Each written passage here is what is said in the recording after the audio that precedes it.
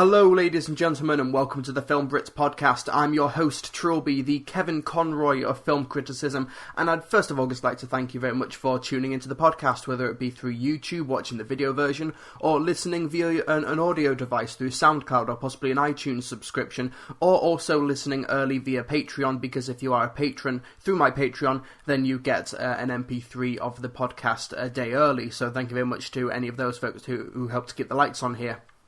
Today is primarily going to be a spoiler-free dissection of the recent Warner Brothers release, the Lego Batman movie. But first things first, we have some love to share in our usual first segment, Share the Love, because the internet is a terrible and horrible place sometimes, and I just like to throw a bit of a shout-out and just share some love to an online content creator whose work I greatly enjoy. And this week we're going to be talking about somebody called B-Mask. For those of you who don't know, B-Mask is basically a guy. He's got 2,500 subscribers on YouTube, and he makes some edited analytical content based on popular culture, whether it be Marvel movies such as Ant-Man or Avengers Age of Ultron, to a PlayStation era video games such as Crash Bandicoot, Spyro, Ratchet and Clank, and also just a few other things. I've been wanting to give this guy a shout out for a while, and I was thinking, you know what, I might do it this week. And then a couple of days ago he posted a video talking about Solid Snake from the Metal Gear franchise, and also Captain America from Marvel Comics and the Marvel Cinematic Universe, and comparing and contrasting what makes them similar heroes and what makes them different, but also just the astonishing amount of parallels that can be drawn between them. And then after watching that video, I thought, yeah, this guy is going to be part of the Share the Love segment. I first discovered B-Mask a couple of years ago when he was part of Cheshire Cat Studios, a podcasting channel on YouTube, who a couple of years ago I was a regular viewer of. I really enjoyed their content, and then B-Mask left the group to do his own independent stuff. I'm not entirely sure exactly why he did it, but shortly afterwards Cheshire Cat Studios basically just, in my opinion, really went off the rails, and I unsubscribed to them and I haven't really looked back. But B-Mask is still doing his own awesome original content. A week ago he talked about 2017 being a comeback for platforms of Super Mario Odyssey, Crash Bandicoot and Yooka-Laylee, which I'm hugely looking forward to. Yooka-Laylee, by the way, I was one of their it was a Kickstarter or Indiegogo. I think it was Kickstarter. I kickstarted their project. I gave them $10, which means I get a Steam code, and the game has gone gold. So hopefully I'll be able to play Yooka-Laylee very soon. Crash Bandicoot was one of my. Banjo-Tooie in particular is just one of my favourite games ever. Love Banjo-Tooie. Can't wait to see what that same creative team does with all of these modern enhancements and new gameplay mechanics. I'm really looking forward to Yooka-Laylee. But anyway, back to B-Mask. Yeah, he's just a really funny and sharp guy. Like, he's, I don't know how old he is. I think he might be around the same age as me, maybe even a little bit younger. But he's incredibly smart. He does some really great in-depth analytical content. One of my favourite videos of his is actually him taking a look at Avengers Age of Ultron and basically just rewriting it. Just rewriting the plot of Avengers Age of Ultron and making it actually even better than I thought the film overall was. He comes up with some really good ideas, interesting interpretations of how to adapt Ultron as a character and the direction that the plot should have gone in. And he's done a two-part video about that. Overall, it's about 40 minutes long. It's split up in two parts. It's a 40-minute alternative plot to Avengers Age of Ultron. Hugely enjoy it, and I think you should check out B-Mask. You'll be able to find a link to his channel if you're watching this on YouTube or on SoundCloud. There'll be a link. You'll be able to watch his content through there, subscribe to his channel. He's only got 2,500 subscribers. Share some love and tell him that Trilby sent you. So, okay, now that we've done Share the Love, let's talk about what many of you, I'm assuming, are mainly here for, to hear my thoughts on the Lego Batman movie. Now, the reason I'm doing this review spoiler-free is because, in terms of the plot or the narrative, there's not actually that much to spoil about the Lego Batman movie, but I want to go spoiler-free anyway because this is a movie that is mainly built upon the jokes. It's built upon the gags, it's based upon the references and everything like that. And in order to just go completely spoilerific on it, it would basically just be a half-hour review of me going, wasn't this bit funny, this bit was funny, this was the joke, this is me explaining the joke, this is who that cameo was, that's who this is meant to mean, this is the voice actor. It's basically all of that stuff that you really should discover on your own. Like I tweeted earlier that there's a promotional clip circulating that Warner Brothers have released. I think it's called The Villains vs. Batman. And it's basically a 3 or 4 minute clip taken from the pre-title sequence of the movie, the opening couple of minutes.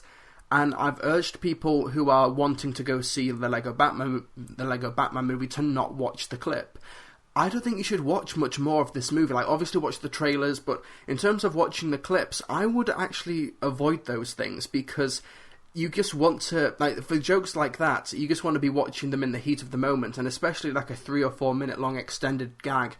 If you are someone who is on the verge of seeing the film, or you just need a little bit more convincing, or you're not quite, or if you're skeptical, if you're not one of the converted or anything like that, then by all means check out the clip. But if you already know that you're going to watch this movie on opening weekend, I would not watch any more clips of the film. Just watch those moments for the very first time on the big screen, in 3D or in IMAX, whatever you want to do. I just watched this in conventional 2D. Just check out the Lego Batman movie. So that's just a quick, right off the bat, I loved the Lego Batman movie. Now, the Lego movie I was hugely surprised about in 2014.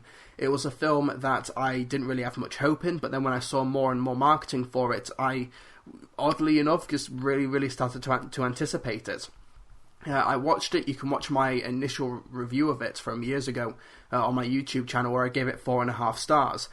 However, what happened was that I watched it a couple more times when it came out on DVD and Blu-ray. I actually own the Lego Movie Blu-ray Steelbook, which comes with an additional disc of content and some more commentaries that weren't in the original release. And those commentaries are so entertaining to listen to. I highly recommend you get. It's a HMV exclusive Steelbook, I believe, in the UK. I don't know where you can get it in the US. I probably should have looked that up first. But I highly recommend getting that version if you are a fan of the Lego Movie.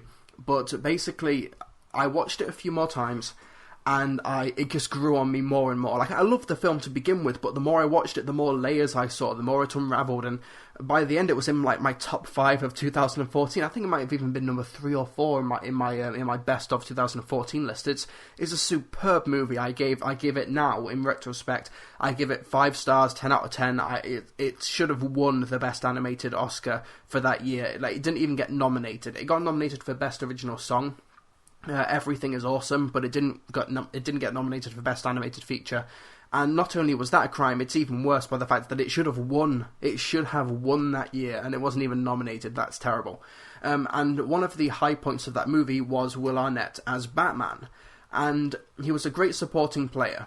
And I know people who think, oh, is this like a Captain Jack Sparrow situation where Batman is a great supporting player, but can he have his own movie? And I think that's a strange question. I get the principle behind it, because we have seen, like with Sparrow syndrome, as I call it, having these comedic side characters get their own film and then it just completely falls apart. I understand that in concept, but when it comes to Batman, I feel like the Lego Batman movie is taking a page out of the MCU's book. And what I mean by that is that we already know that Batman can build a movie on his own. We already know that. Like with the Christopher Nolan films and the one of the Tim Burton films, we know that this character is able to sustain 90 minutes in a thoroughly engaging way. So I don't think that's the question. I think what we need to be asking ourselves is, like, is the material that they do pick for this character worthy of the big screen? And I think what Warner Brothers have been doing with the DCEU is that they've been taking concepts that we know work, but they've just been putting them in a package that is not compelling or interesting. With Marvel, what they've done is that they've taken characters like Captain America, Iron Man, and Thor, who have been in the popular consensus and public consciousness, and they've been headlining their own comic book franchises for literally decades. Like, Captain America has been around for like 70 years in the comic books.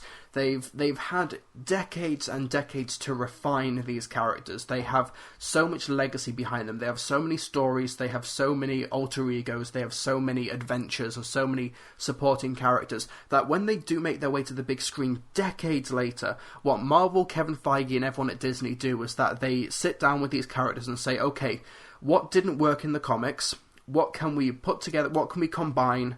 What can we do to make this big screen outing like the best showcase of these characters? Like, for example, in the first Iron Man, they took the origin, but they updated it.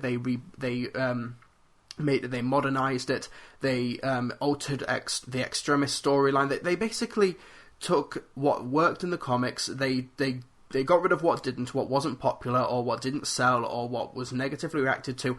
They've refined those concepts so that when they did come onto the big screen, they were fully formed, they were polished, and they've resulted in massive box office takings. What Warner Brothers have been doing with Batman v Superman and Suicide Squad is that they've been taking aspects from the comic books that sold really, really well in the 90s, but ultimately come across as really, really dated, like the Dark Knight Returns and the Death of Superman stories.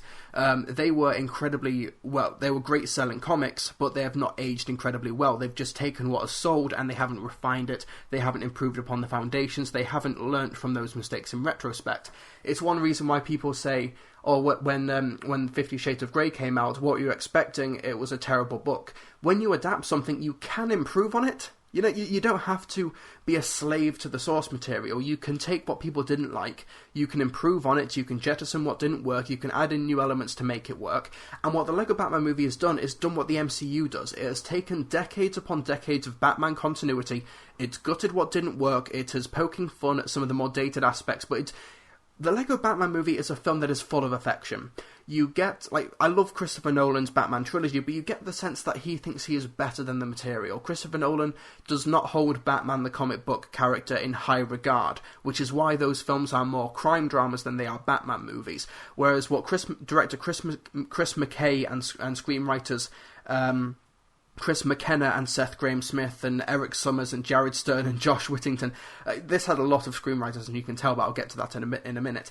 They've taken this character by Bob Kane and Bill Finger, and what they've done is that they love Batman. They love the universe. They love the characters, but Batman is a ridiculous character. He has had ridiculous villains. He's got a ridiculous rogues gallery. He's been on stupid and ridiculous adventures, and he has ridiculous gadgets. But they still love Batman. They poke fun at it, but they do it with affection. Whereas Christopher Nolan seemed to... He doesn't really have contempt for Batman, but he does think he is above it. What Chris McKay and his team have done is that they've assembled Batman fans, and they've parodied him with affection. In order to parody something effectively, you have to also love it. It's one reason I love Team 4-Star when they satirise Dragon Ball Z. Obviously, there's a lot of stupid stuff in Dragon Ball Z and the Dragon Ball franchise to make fun of, but they're fans first and foremost, and they approach the material with affection and from a place of love. And that's what the Lego Batman movie has done, and it does have that emotional core and its emotional centre. Batman is an awesome, cool, kick-ass character, but it's clear that he's a bit of an antsy teenager. He dresses all in black, he hangs out in the dark, he listens to heavy metal when he's at home, and he's a brooding teenager, basically. But they approach it with affection and with love, and that's why the Lego Batman movie succeeds as opposed to just the recent Batman adaptations in recent years. And when it comes to the emotional core of the film, you have this character who... basically lost his parents.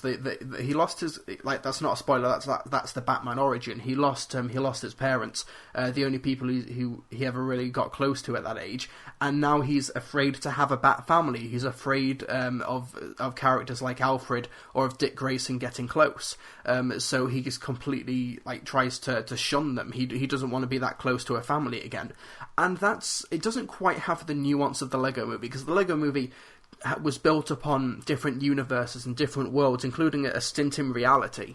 And while the Lego Batman movie does take place in the Lego movie universe, there's practically no connection to those other universes. There's no meta gag here. This does take place, like I said, in the LEGO universe, so there are other franchises and other characters that Warner Brothers owns. There are cameos from Harry Potter and Gremlins and all of these other characters in the film, but it's not building upon that multifaceted meta-narrative that really propelled the LEGO movie into something truly, genuinely exceptional. The LEGO Batman movie, I should say, is slightly more constrained and focused, but it's also in service of just this one character, and it doesn't really have as much ambition as the Lego movie did, which isn't necessarily a criticism, it's more of an observation about the film. It doesn't quite aim as high as the Lego movie, but it knows what it wants to be. It approaches the subject matter with affection, it approaches it with a lot of fun. There's even a sequence where the Joker just lists off some of the stupid characters in Batman's rogue gallery for about 30 seconds, and the character he's talking to just looks at him and says, "Did you make some of those up?" And he's like, "Nope, they're all real, probably worth a Google." Let's just talk about some of the casting. Will Arnett is incredible voice actor for Batman. Obviously, he's doing a parody of Batman, but there's legitimate substance to him. Because what Kevin Conroy, the voice actor behind Batman in the animated series and in the recent Arkham games, what he's done to approach the character of Batman and Bruce Wayne is that Batman is the normal voice. Bruce Wayne is the persona. Bruce Wayne is the performance that he has to act on.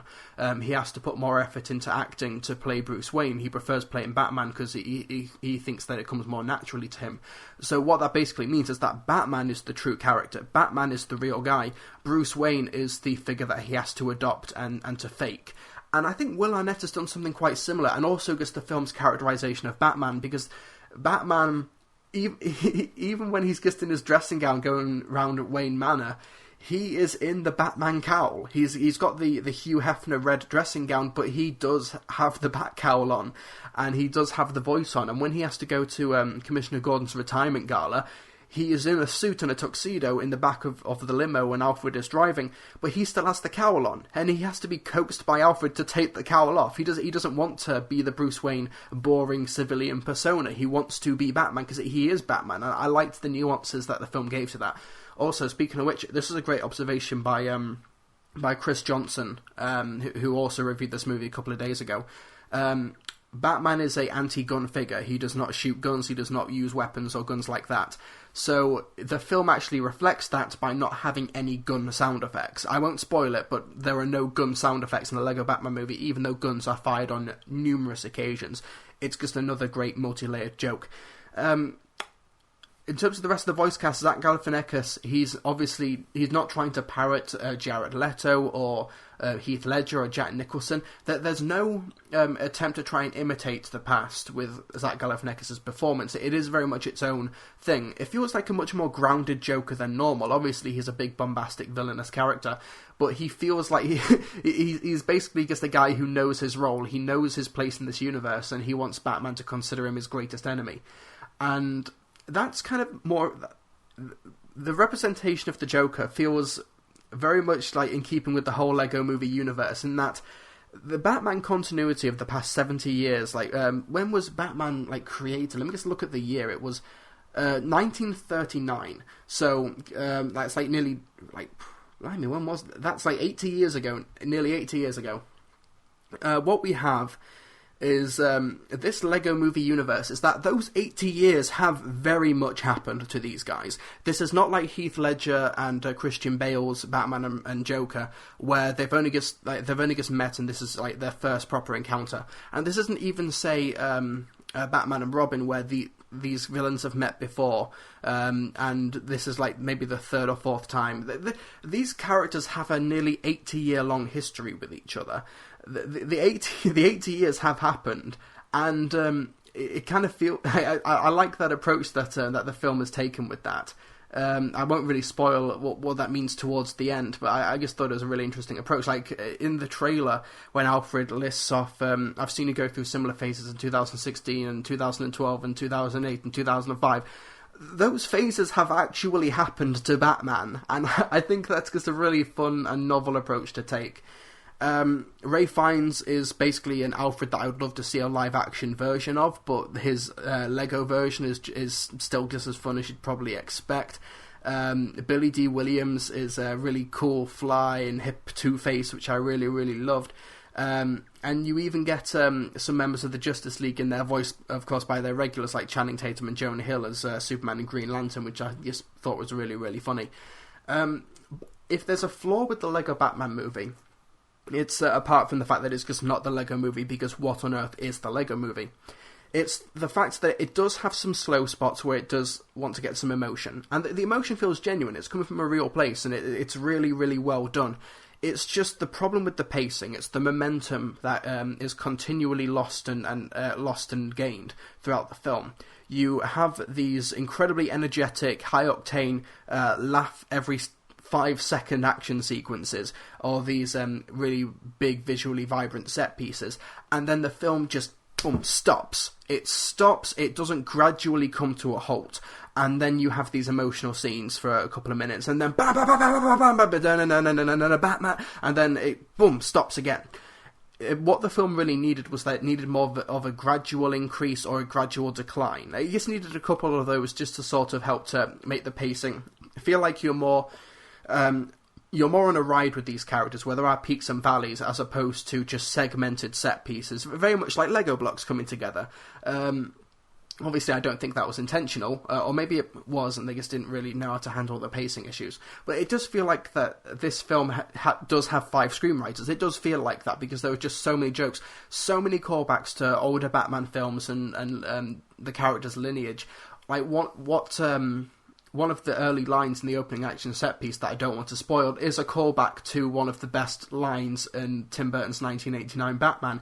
And in fact, Batman names one of his playlists on his phone, his musical playlist, after that iconic line, which I loved. And there are some props and some some locations that I just ripped wholesale from older films or from more obscure comic books. Even the Batman movies from like the 1940s, the 1950s, I can't quite remember. Those ones in black and white, even they get a mention. This is a film that has mined the legacy of Batman, and it's all done in the name of affection and comedic potential.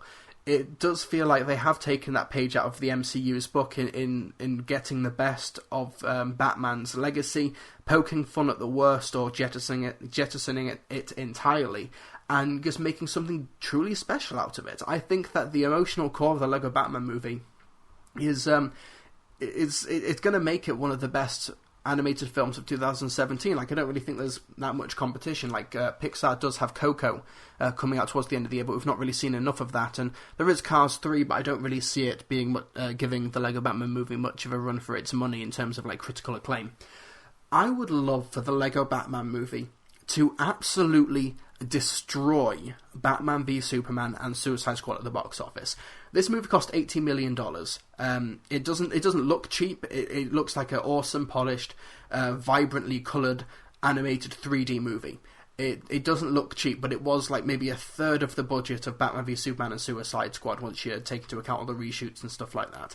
This is by far and away the best Batman movie since The Dark Knight.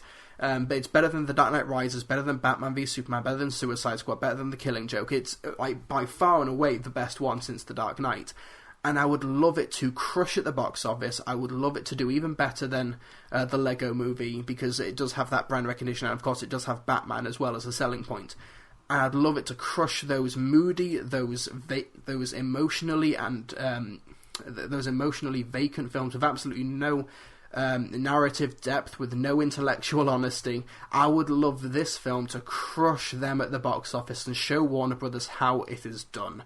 That you need to mine these characters with affection and not just to try and get box office dollar. And the Lego Batman movie is just a shining example of great licensing at work, and just a great collaboration between Lego and, of course, the DC universe as a whole. It's not just Batman, it is the DC universe when you get right down to it. And a couple of months ago, I was thinking that maybe Lego Ninjago, which had a trailer dropped today, which looked alright. I was thinking that Lego Ninjago probably wouldn't do great at the box office. It'll probably make a profit for Warner Brothers depending on how it's marketed. But coming off the heels of the Lego Batman movie with the Lego branding and two not just good, great films back to back, this could become like a new Pixar. This could become like a new MCU where, like with the MCU, when you see the Marvel logo in front of a film, when you see the Disney and Marvel logo, you know that you're going to be getting quality. When you get the Lego logo at the beginning of a trailer, audiences are just now going to clock, yes, this is a film that is worth my attention, it is worth my dollars, and it's worth the attention and attention span of my kids. So I really hope and wish the best for that. I don't really know how this movie's tracking at the box office. It is going up against John Wick 2 and 50 Shades Darker this weekend at the box office. I really, really hope that this film just absolutely destroys 50 Shades Darker, but I'll be seeing that in a couple of days, depressingly. So, yeah, Lego Batman movie, I highly, highly recommend it. I think if you are on the edge of watching it, just give it a go anyway. And if you liked the Lego movie, or if you just like a fun time, if you've missed the spoof movies in the vein of, say, Airplane or Hot Shots Part 2, then Lego Batman movie is for you, because it is, at the end of the day, a spoof film. I would rate it over Deadpool, in my opinion.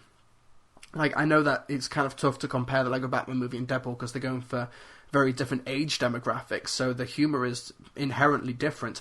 But I would watch the Lego Batman movie over Deadpool. And this is coming from a guy who really, really liked Deadpool. I gave it a 4-star review, but the Lego Batman movie is head and shoulders above that, and it's probably the best thing that DC in general has put out in a movie form since 2008 with The Dark Knight.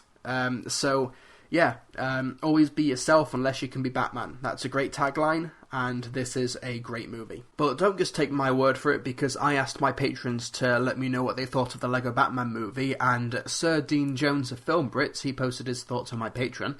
He said, while it isn't perhaps as good as 2014's The Lego Movie, it's a lot of fun, great humour, brilliant references, a fantastic voice cast, and despite the messages in the film being bashed over the head sometimes, it's a surprisingly solid story too. Hate to say it, but it will likely be the best DC offering in 2017, 4 stars out of 5. Very fair review. I partially agree with the idea of the film's message being bashed over the head. It's mainly because they've written Batman as a stroppy teenager who just refuses to accept help from anybody, and in keeping with that, it means that the message has to be reiterated and repeated so many times in order for Batman as a character to accept it. But of course, I think there might have been a quicker way to deal with that, especially with the pacing of the film. Maybe they could have maybe gotten rid of a couple of Batman refuses to listen to people's scenes. That might have helped the pacing somewhat.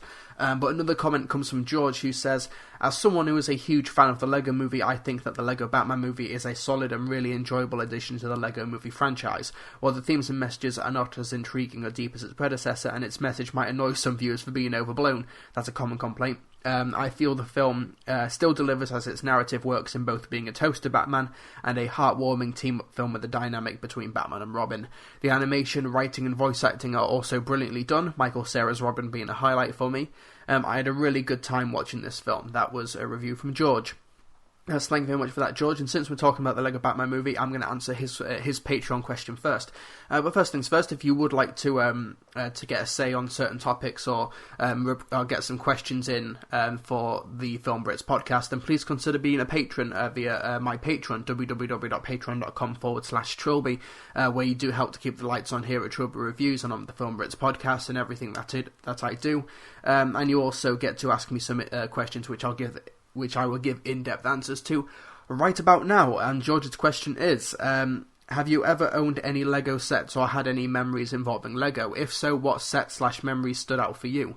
Not a movie/television question, I know, but I felt it was appropriate for this episode's topic. That's the thing, George, you don't need to ask movie or television questions. You can ask whatever the heck you want when you're a patron. But anyway, in terms of memories of Lego, I didn't really have any full massive sets or built massive skyscrapers in my room or anything, but I did have a couple of the smaller sets, particularly the Harry Potter ones. I remember years and years ago I had a Lego Hogwarts Express and Aragog's Nest from Chamber of Secrets. I had those and built those, but I ended up I think I broke the Hogwarts Express where I built it, and then I might have dropped it and it broke, and then I just never reassembled it. I just used it to make other stuff. And because the Lego Hogwarts Express had the wheels with the magnets on it so you could attach the characters, I used it to make other vehicles, which is the awesome thing about Lego. And the plot of the Lego movie basically is that you don't need to follow the instructions. There are instructions if you want to follow them, but you can make something entirely new out of it, which is the big appeal of it, of the brand basically. And in terms of other things, I still have a older adult application for Lego. I've got a couple of just basic generic characters and some bricks in order to build basic sets and locations. And what I do is that if I wanted to storyboard a film, I can't draw dick. That sounds wrong. I can't draw at all. It's basically just stick figures. And if I wanted to do storyboards for movies, what I basically do is that I make a very basic rudimentary location out of Lego. I think I've got I think it's maybe a foot by foot mat which you can put Lego pieces on, like a base, and I build a very small set out of that. it's all miscoloured and all mismatched. Like it's going to be the wall that I make for, say, a corridor is going to be red, blue, yellow, white, black. It's not going to be coherent. But what I do is that I put the Lego pieces there and like have slight movements, and I take photos to do storyboards. It means I get the idea of depth. I get it means I can turn characters around and do arm movements to an extent, instead of just having to draw them out. It's quicker, in my opinion, than doing storyboards. I'm sure somebody could just draw like an entire 10-minute sequence and storyboard it in about an hour or maybe even less, depending on how skilled they are. That's just not a skill that I have. So it just helps me personally to do storyboards out of Lego. Even if they are just very basic and rudimentary ones. They're not exactly stop motion as much as they are elaborate PowerPoint presentations. But it works for me. And in terms of Lego stuff, I remember when it was my best friend at the time. We had both just been to see Wallace and Gromit: The Curse of the Were-Rabbit in cinemas. We were quite young, and we immediately wanted to get into stop motion filmmaking, but of course we couldn't do plasticine. We couldn't mould clay. We weren't very talented with that. So what my friend's parents bought him was this. It was quite big at the time. I think it was quite a bit of a rip-off in terms of software, but it was this Lego filmmaking kit. I don't think you can buy it anymore, but it was basically this big box where you got a basic Lego set, and I think you could also get a dinosaur with it. And it was a computer program that you installed, and a Lego webcam, and you could make stop-motion films with it. Basically, it was a massive rip-off, because the webcam was terrible, and the stop-motion software, it was maybe only 5 frames a second. But what... It was a good starting point. What I would essentially do is that I'd make stop-motion films. There would be 10 frames a second. I did them using the family camera, did them through Windows. I think it was more like... I can't remember how many frames a second I did. Basically, what I had was... Windows Movie Maker would only let you put a image on screen for a quarter of a second. So what I did was that I put all of the pictures in order at a quarter of a second, and then I rendered the video, and I would speed up the video. I would speed up to twice the speed, and then then render that footage, and then take that footage into the Movie Maker timeline, and then do that by 3/4 of the speed, so it wound up being 10 frames a second. It's a very backwards way of doing stop motion, but learning Movie Maker is kind of the only way that I knew how to do it at that age. So I wound up making stop motion films through Windows Movie Maker. Just some very basic stuff that I don't even think I have on my laptop anymore. I don't really know how to be able to access those. I think they might still be on the family computer, which is not with me. I think it's with my dad. I think it's not even assembled. I just think it's in one of his spare rooms. So yeah, that's basically my main experience with Lego. I've not been huge. I'm not a huge Lego collector. Like my friend Jamie, who appeared in quite a few of my earlier videos, he actually works at Legoland Windsor. He has a flat that is entirely filled with Lego because he gets a 30% discount.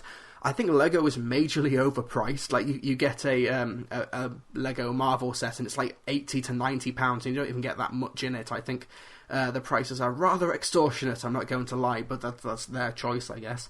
So yeah, I do love what they're doing with their Lego movie brands, though, and I really enjoy their video games as well. I'm currently playing the Lego Marvel Superheroes game, and it's just a lot of fun to fly around New York as Iron Man and just jump across the city as the Hulk. It's a lot of fun.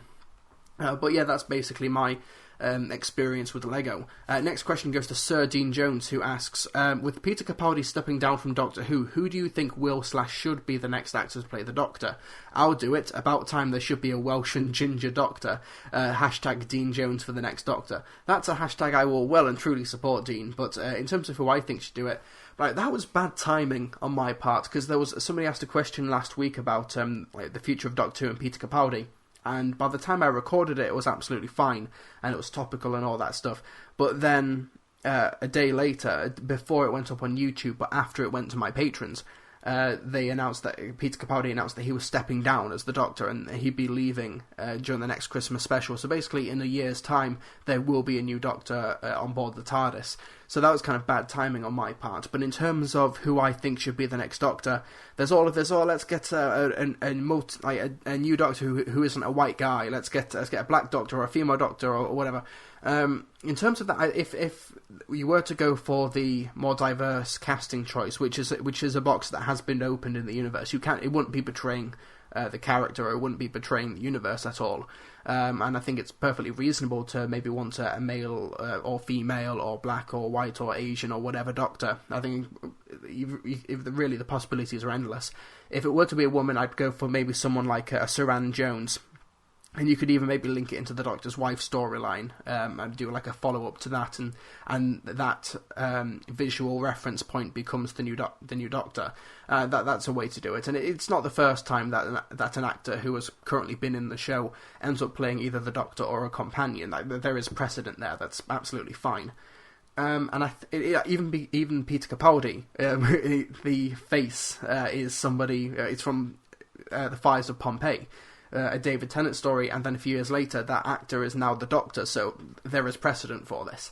But Saran Jones is one of my picks. I also think maybe someone like Sheridan Smith, who's just continually impressing us with her range. I think she'd do a great job, but I don't know if the BBC would want to have someone like Sheridan Smith, who does have a bit of a public backlash track record in terms of her personal life. But as for the status quo, the white guy who will probably be the next Doctor, James Nesbitt has been my choice for years, and I thought that when Stephen Moffat was taking over the show that we would get a James Nesbitt Doctor, because they've worked together before on Jekyll, and I think while the first 3 episodes of Jekyll are amazing, and the last 3 just completely just go to shit, I think that James Nesbitt could easily be a great Doctor. He's got the fun side. He's an incredibly capable dramatic actor. He can do the fun. He can do the sinister. He's a complete package actor, and I think that he'd be a great choice for it. But it is likely that they'll go for a younger actor, maybe sort of like David Tennant age to play the Doctor. And in regards to who I think should play the Doctor in that age bracket, off the top of my head, I don't really know. The thing about casting the Doctor is that you could always say, look, well, they should get Tom Hardy to play the Doctor. Tom Hardy should also play Wolverine. And it's likely that they're going to cast somebody more left field, somebody who they're not really speculating about, to really surprise you and to sort of because if you think, oh, Tom Hardy should play the Doctor, that means you kind of have your own preconceived notions on how that actor should portray the character. And I think if you have those preconceived notions, no matter what the actor ends up doing, if it's not exactly that, you'll wind up disappointed. So I think it is better to cast somebody who is not as much in the public eye, somebody who you don't expect, somebody who is not like the number one most requested through online petitions. I think it's better to go for an unknown. James Nesbitt is always my choice. There's also Saran Jones. Richard Ayoade would be a lot of fun, but I think Richard Ayoade should be in everything. That's just my personal opinion. The next question comes from Edward Sweet, who's got 2 questions. I'll tackle the first one here. Which films would you say are/were ahead of their time, thematically, visually, or otherwise? The first that pops into my head is Mike Judge's Idiocracy, a satirical dystopian sci-fi comedy that arguably predicted the celebrity president. The premise: after a government hibernation experiment goes wrong, an average Joe wakes up in the year 2505, where mankind has become so dumbed down by mass media and commercialism that he has become the smartest man on the planet. Worth seeing if you haven't already. Thanks for the question, Edward, and yeah, that's a good shout. Idiocracy is basically predicting our current state of the world right now. What year did Idiocracy come out? So the movie is set in 2505, and that probably makes sense, like, if the film is 2005. Yeah, 2005, 2006 is when the movie came out. And, yeah, damn right it was ahead of its time, but basically predicting the current political state of affairs and just how many of, how, I guess, so influenced by mass media and big corporations, and how the government is basically just for sale to the highest bidder, which is incredibly depressing, but it's the reality right now. That's definitely a film that was ahead of its time. When I think of ahead of their time films, I kind of think of movies that were shunned at the time that they were made, and it was through repeat viewings or through the passage of time that they really became celebrated. For example, Stanley Kubrick's The Shining was nominated for a couple of Razzies, I believe, and it's now considered essential viewing, and it's a really interesting cerebral atmospheric thriller that many people just did not like at the time, and it was poorly received by many critics. Another example is John Carpenter's The Thing, which was a box office bomb at the time, but people just thought it was just a gore fest that was just completely, it was just an excuse to throw lots of blood at the screen, which it is that. Don't get me wrong, there is a huge amount of gore and a lot of just grotesque imagery, but it's more than that. It's incredibly atmospheric. It has an incredible musical score, and it's also a film about paranoia. It's one of the reasons why I think it's got one of the best ambiguous endings ever made, because the ambiguity, it doesn't matter, because these two guys at the end of The Thing, spoiler alert if you've not seen The Thing, these two guys, they don't trust each other, and they're willing to die by each other's side just because of that paranoia, how they know that if they let the other one go, there is that risk that the Thing could get into the outside world and just kill everybody. Where this is their personal final stand. It's a great performance by Kurt Russell and everybody involved. Some great set pieces, including the petri dish blood scene.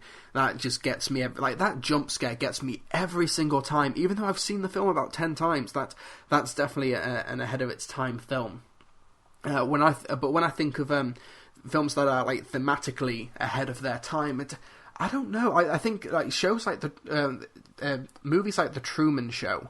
I think that was ahead of its time somewhat, because we are still living in that reality age where thanks to Instagram and Snapchat and Periscope and Twitter and Facebook, we are able to literally just watch people's lives broadcast, and you're seeing things like mass shootings or police style executions broadcast live on the internet.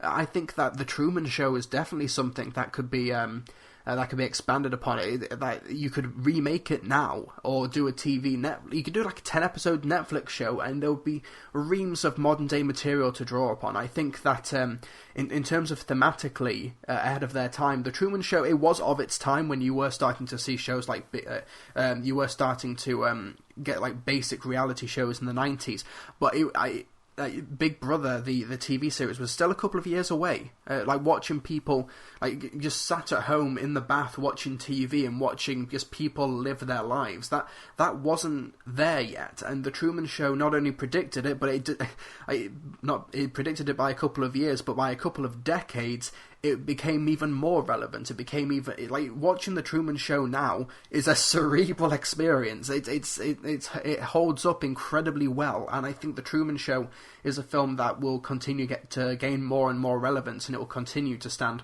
the test of time. So you've got another question, but I will take another question from Anne Neubauer first, and she's also got two questions, but I'll alternate between the two. Anne Neubauer's first question is, how did Dean Jones come to be knighted? What did I miss? I don't remember. There's one thing you need to know about me, folks. I tend to have terrible short-term memory. I have weird selective memories where I can have a photographic memory for certain things and certain aspects, but other things, give me an hour and I probably would have forgotten it, which is incredibly depressing. But in terms of how Dean Jones got knighted, I think it was just because he was a regular and he asked for it. I believe he just asked to be knighted, so I knighted him because no one else had asked yet. If anyone else wants to be knighted, if you're a regular, I'll do it. But that's kind of how that worked, I believe. So next question from Edward Sweet says, with the release of T2 Trainspotting and more recent / upcoming long-wait sequels, including Star Wars The Force Awakens, Blade Runner 2049, Mad Max Fury Road, are there any other films from the 90s or older that you would like to see get a modern follow-up? I don't mean to give the same answer, I won't, but I think The Truman Show is a great example of a film that probably should maybe get a Netflix series, or another film would be fine, but I think because the scope of reality TV has broadened to such an extent where we are living in a perpetually communicative world, we can get 10 episodes of material from something like The Truman Show. You could even do, how soap operas or shows like Coronation Street and EastEnders, and that they do live episodes you could do something like that. You could get rid of Netflix and do it through a typical broadcaster. You could do a live broadcast. I know that there are some shows that build entire villages or towns for the sake of filming soaps. Like I've been on the set of it. I've worked on Emmerdale. I've been in the village. You can actually go into those houses, and they do film in those houses. They remove the back wall to get certain shots. And in Coronation Street, that you do film on Coronation Street in this massive building where they've built the sets. You could repurpose something like that to do a live broadcast of a Truman Show style show. Yeah, that would be really interesting, I think. But in terms of other answers, I think a couple of years ago I probably would have said Terminator, but I got that and now I massively regret it. What is being rebooted are probably the things I would have wanted rebooted or redone, like Star Wars, or I'm just thinking things from the 90s, like Trainspotting 2. I didn't really know I wanted until I actually ended up seeing it. We got Independence Day from the 90s, and that was just not very good. And we're getting like the bit. We've already had Scream. We're getting Beauty and the Beast. We're getting Aladdin. We've had the Blair Witch Project. We've had Fargo. We've had Jurassic Park. We're getting Toy Story again. It seems like everything that we wanted, we're actually getting. We're getting The Lion King. We've had Silence of the Lambs with Hannibal, basically, and big pop culture icons or iconic films from the 90s, like Fight Club or The Big Lebowski, are films that stand alone. Films that really don't really warrant a follow up, or the follow up would just make the films that they're being a sequel to just seem lesser in retrospect. We've had 4 sequels to Home Alone, and that's just the worst thing ever. They were doing Mrs. Doubtfire, and that fell through when Robin Williams passed away, depressingly. We've had Dumb and Dumber. I'm just looking at 90s films, and and it seems like everything that you wanted we're currently getting. So a kind of a good time to be alive, I guess. Let's just look at the 80s. A Breakfast Club remake could be interesting, but you'd have to massively retool it into something. You could easily do a Breakfast Club successor with a new group of modern day teenagers, but it doesn't really need to be called Breakfast Club. Apparently, we're getting Gremlins. We've had Alien. We're getting it again. Ferris Bueller, don't need a sequel to that. Ghostbusters, we've had. Blade Runner, we're getting. Die Hard, we've had. Nightmare on Elm Street, we've had. Big Trouble in Little China, we're getting. The Thing, we've had, and it was terrible. Escape from New York, we're apparently getting. Beetlejuice, they've been planning for ages. Predator, we're getting. Conan the Barbarian, we've had, and it was terrible. Who Framed Roger Rabbit, that should be standalone. Scarface, we're getting. Poltergeist, we've had. I don't like giving cop-out answers or anything, unfortunately, but it just seems like there's not much that there's worth doing now. I don't know. I'm sure that Hollywood will find, and undoubtedly they'll do it. But I don't know. Annie, we've had. Rocky, we've had. I guess going back to the 70s. Halloween, we've had. Carrie, we've had. Rocky Horror, we get those all the time. Superman, we've had. All the President's Men could be a good one. Grease, we got a sequel, and the live version wasn't too bad. We're getting Willy Wonka. We've had Texas Chainsaw Massacre. Yeah, I'm not really sure. I'm kind of stumped there. I'm sure Hollywood will find some, but in terms of my opinion, there's not really a lot there, to be honest, in my opinion. But the final question is another one from Ann Neubauer, who says, what happened to the science in sci-fi, or the wonder? The current Star Trek movies are all about high-stakes quests, and Doctor Who has become, well, you know what it has become with recent writing, and you have put it in better terms than I. Am I being an old curmudgeon? I don't think you're being an old curmudgeon. I think that there's... it feels like sci-fi is in a weird place right now, because science fiction kind of needs to take what they... I think what makes great sci-fi is taking fundamental human concepts and then putting them or portraying them in a scenario that is like years and years away from our own. Like, I think what makes Doctor Who so like The Girl Who Waited in Doctor Who so like such an effective story is that it's basically a breakup story, but it's got the sci-fi lens through it. It is somebody who has been abandoned for decades and now has become now is rejoining the group. I think that's something that only sci-fi could portray. I think Doctor Who, in a couple of examples, has done a great job at portraying great sci-fi, but recently, like the past few years, it really has been letting the side down. One great example of optimism is, I don't know why you've put it down, but you said that the current Star Trek movies, yes, Star Trek and Star Trek Into Dominus are terrible, dour affairs that just really aren't that entertaining. Well, Star Trek Beyond, from a mostly like different creative team, is a wonderful, optimistic, hopeful sci-fi movie. Like it portrays the future of the world, like the Enterprise and the Starbase. I think it's called Yorktown. Is this great technological utopia full of different species, genders, races, sexuality? It's this great technological unity between dozens and dozens of races and species, and it portrays an optimistic view of the future. And it's so optimistic and pleasant to an extent where the main villain Kral is so desperate for an enemy to fight. That he wants to dismantle this utopian for his own dogmatic satisfaction. That it's a great breakdown of like sci-fi optimism, in my opinion. I think that's a great one. But in terms of like the broader sci-fi realm, I do think that sci-fi to an extent is becoming more self-serious or portraying just what can happen when things go wrong. Like that new movie that's coming out soon called Life. That's basically Alien and First Contact. It goes incredibly wrong. There's Gravity, which is kind of sci-fi. It's tough to categorize, but it is, space when things go terribly wrong. I've not yet seen Arrival. I will be seeing it very soon because it's Oscar nominated and I'm obligated to, and it's still playing in my area, so I'll be able to check it out. But sci-fi has kind of got to reflect the time that we're currently in, and I think that now that we are living in a world where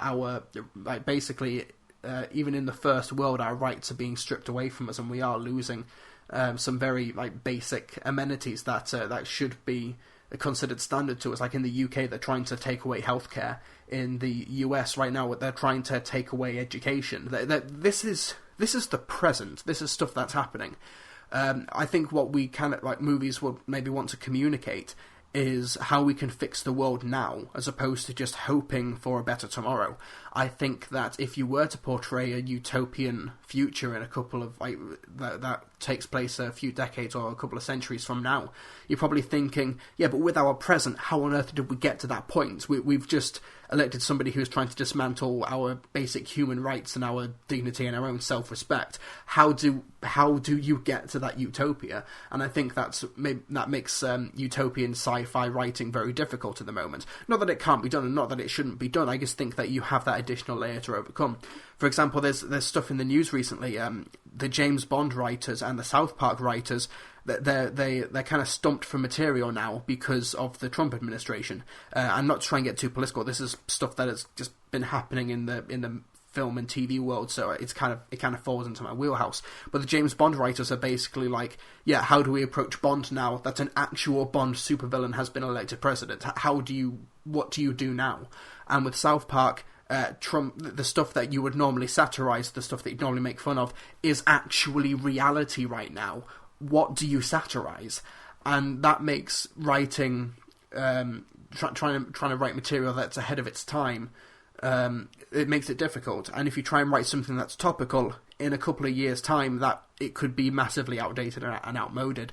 Like, for example, you're going to get so many films like Jackie or Miss Sloane, and a few more in the coming months, that were gearing up for a Hillary Clinton administration. However, now those films are going to seem significantly outdated now, or at least worst case scenario, unfortunately optimistic. With a film like Denial, which was finished a couple of months ago, on the opposite end of the spectrum. Denial is a film that has had topicality thrust upon it, and it was a film that that wanted to portray this true story, but now in the light of alternative facts and all of that stuff, a film like Denial it now has this responsibility thrust upon it that it wasn't really asking for. So you're going to get these scenarios in popular culture right now, and that makes it's kind of hard to imagine an optimistic future when our present is so unbelievably messed up. So I think that it's tough at the moment, but every so often you will get something like a Pacific Rim where the future is grim and bleak, but it is a unified, like multiracial, diverse, globalized future that has to fight against these things. Like the Pacific Rim, it does have a slightly bleaker aesthetic where it is mostly set at night through rain and we're being destroyed by natural disasters, but it does have an optimistic centre to it where these giant fighting robots that hit massive kaiju with giant boats have to be piloted by two people. It is basically a film about people coming together to weather the storm, to get through the hard times. Where you do have all these different races, these different nationalities joining together to fight natural disasters. Because in Pacific Rim, the kaijus are categorized as natural disasters. It's basically, if we're going to be, it could be an allegory for global warming, where if we're going to be fighting the floods, if we're going to be fighting the hurricanes, as the planet is trying to basically wipe us out, we're going to have to join together regardless of our backgrounds or whatever bit of landmass that we actually originally came from, and just fight it together. So you do get those optimistic sci-fi films. It might be buried a little bit deeper, and it might be more in the details. That it might be more in the metaphor and the allegory, whereas I think Star Trek Beyond is a bit more blatant with it. But they are definitely there. I just think that you're going to have to maybe look a little bit deeper, and writers may not be as compelled to write them when the future is not quite as utopian as we would like it to be. Okay, folks, now it's time to get to the public's questions with the lightning round. Basically, I put the call out on Twitter, and with all these questions, I have a minute to answer one at a time. I've not seen these questions at all. I just have the Twitter mentions tab, notifications tab open in front of me. Let me just get my phone timer so I can get the minute. Okay. Ready, 3, 2, 1, go. Adam Mamoon asks, favourite piece of merchandise from both your favourite film and TV programme? Favourite film? Blimey, I have no idea if they actually do this, but I would love a Terminator skull, or like the Terminator arm from Terminator 2. I'd love something like that on my desk. I don't own it, and I've no idea if they actually do one, but that's something I'd love. TV programme, it's always nice to have a TARDIS on the desk, or have a sonic screwdriver somewhere nearby. So, yeah, that's probably what I'd go for. My favourite piece of merchandise that I actually own, it would be a signed copy of the Babadook book from the Babadook, signed by the director Jennifer Kent.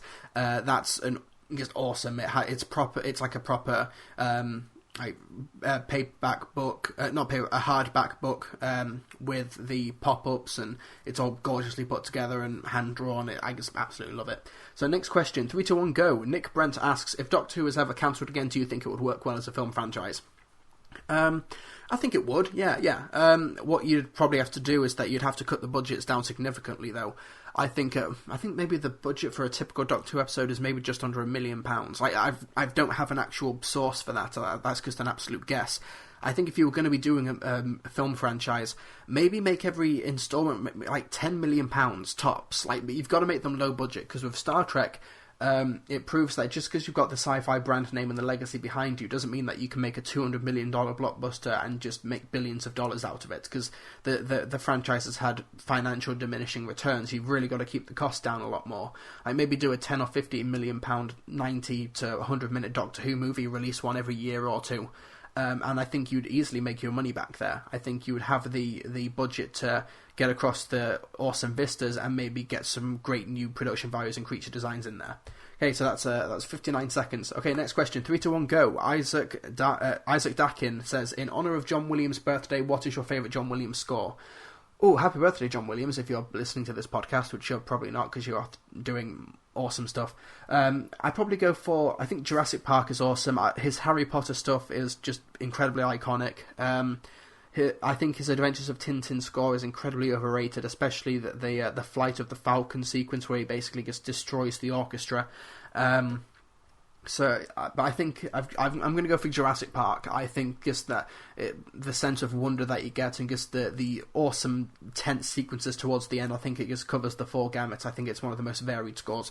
Although in terms of just his best overall singular piece, either the Star Wars theme or the Indiana Jones theme, that's probably what I'd go for. But in terms of the whole score, the whole film, Jurassic Park. Okay, next question. 3, 2, 1, go. Luke Jenkins asks, what's your favourite Sarah Jane Adventures episodes? Right, I like the ones where the Doctor appears. Let me just get a list up, because I've not watched it for a while, so I just need a quick refresher. There's 53 episodes. Okay, Whatever Happened to Sarah Jane? That was a really good one. The Temptation of Sarah Jane Smith. Basically the ones that feature that villain guy, the Trickster. Yeah, basically any of the episodes that feature the Trickster, those are really, really good. I like the Mad Woman in the Attic. That's a really good one. I think that Death of the Doctor is really good. It was great to see Joe Grant back, and I think Sky is good as well. I don't really think there are any terrible episodes in the Sarah Jane Adventures. The ones with the Trickster are definitely the best ones. I remember liking the Eternity Trap, but I might need to review that one. That was a minute. Okay, next question. 3, 2, 1, go. Foxy asks, least favourite film. Loaded question. Least favourite film. In terms of just one film, I don't know. Because I've given a few 0 out of 10s in my day. Probably Twilight Breaking Dawn Part 2, or 50 Shades of Grey, or something like London Has Fallen. Those ones, I can't point to a single film that I would have as my least favourite one. Okay, so next question. 3, 2, 1, go. Matthew Smith asks, what's your favourite role from Tom Hanks? Oh, good question. Okay, right. I love him as Woody from the Toy Story franchise, but let's go for live action. He's great in Forrest Gump. I'm just trying to think, because he's done so much that it's actually quite an overwhelming question. The guy's just awesome. I like almost anything he does with Steven Spielberg. I think his character in The Terminal I think that's a really, really great performance.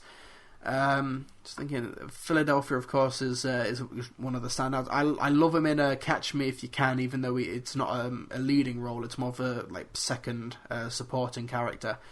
Okay, I'm going to go for Castaway, because he basically carries almost all of the movie on his own. It's a superb, it's a great layered performance. He just really holds you throughout the entirety of that film. I'm going to go for Castaway. Okay, 3, 2, 1, go. Kyle Picaithley asks, Ninjago trailer thoughts. Yeah, I thought it was good. It's, in terms of the Lego films, I think it's one of the weaker trailers overall if you compare Lego Batman and the Lego Movie. But it looks solid. It looks solid. It looks fun. I had no idea what the plot was before the trailer, so I kind of like the direction it's going in, where you've got this Ninjago character, and it's his dad who is the villain. I think there's some really interesting directions to take it. I don't know why. I think it's a bit repetitious after the Lego Movie to make it a film about daddy issues. If you know what the twist about the Lego Movie is, I think that there's no heart. I don't want to sound like a raving SJW or whatever you want to call people, but I think maybe if it had been a movie about mother issues, I think that might maybe been a bit more interesting. But let's wait for the film itself. It looks fun, looks enjoyable. I'm looking forward to the action, and I'm looking forward to October, which I think is when it comes out. Okay, next question. 3, 2, 1, go. Lewis Palmer asks, would Doctor Who work as a video game, and what style do you think it should take? Right, if you're playing as the Doctor is the main playable character, it's kind of tough to do an action game because he is a pacifist. So you kind of something stealth focused, think The Last of Us but without any guns, which might be difficult, because video games are so action driven that you would really need you'd need to maybe have a puzzle element to it as well. I think the BBC Adventure games were on the right track. I just think they maybe needed a bigger budget and more places to explore. But as free PC low res games, I thought that they did the job well enough. I think Doctor Who can work as a video game. I just think that it's up to people smarter than me to decide what format it should take. But you probably would have to go for the puzzle or stealth element, because to give the Doctor an Uzi or a rocket launcher would just be completely betraying the character. Okay, next question. 3, 2, 1, go. Marco Portuando asks, what are your thoughts on Jumanji 1995? I remember it giving me nightmares as a kid, basically. I remember the animatronic spiders and the quicksand theme. I remember that really messed me up, to be honest. That was scary as hell. So yeah, I think I've not revisited it. I've only watched maybe a couple of clips here and there just to jog a memory. I remember the special effects, like maybe not the CGI, because of course it was like mid-90s CGI, so it doesn't really hold up. But the practical effects, they hold up definitely. The makeup and the animatronics and the sets. It was a really ambitious film for the time, if I recall correctly. I think that it is a film that may be due for a reboot. I'm looking forward to seeing what they do with it later this year. I think it comes out December 2017 with The Rock, Jack Black, Kevin Hart, Karen Gillan. Looking forward to seeing what direction it goes in. So yeah, I have fond memories of the 90s Jumanji film. And my voice is dying, and I think I've gone on a little bit long, so that will be my last question. I'll just Shazeb Mangi asks, ever thought about doing Sarah Jane Adventures reviews? I thought about it, no idea how to approach it. I'll probably wait until after I've done Series 2, and maybe tackle Doctor Who, Torchwood and Sarah Jane Adventures in the order that they were broadcast, if I ever do get round to it. Taking a swig of my drink before my voice dies. So thank you very much for listening to the Film Brits podcast. Once again, if you'd like to financially support the podcast, you can do so via Patreon, and you get perks and rewards and can become a sponsor of the podcast. And of course, you do help to keep the lights on here at Trilby Reviews and on Film Brits, and you get the podcast early and get to ask questions. I massively appreciate it. So thank you so much for listening. You can subscribe to my YouTube channel at Trilby Reviews. You can follow me on Twitter at Trilby Reviews, where you'll be able to participate in the lightning round, or just watch out for the hashtag Film Brits. Hashtag. I don't know how to phrase that. So thank you so much to my lovely patrons for their support. Thank you so much for listening, and I shall see you guys next time.